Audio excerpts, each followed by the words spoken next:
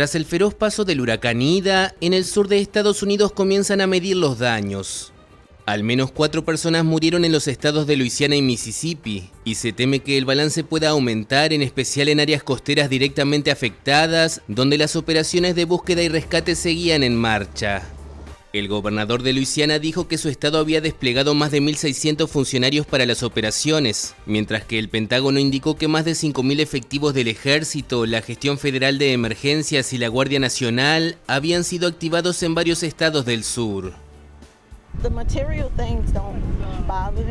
Las cosas materiales no me molestan, sé que será todo un viaje arreglarlo, pero duele ver a mis hijos asustados como lo estaban anoche.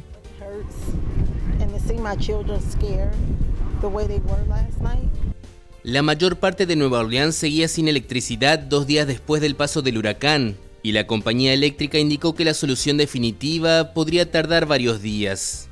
Todos los vuelos desde y hacia la ciudad programados para el martes fueron cancelados, y las aerolíneas ya tomaron la misma medida con otros 200 previstos para el miércoles.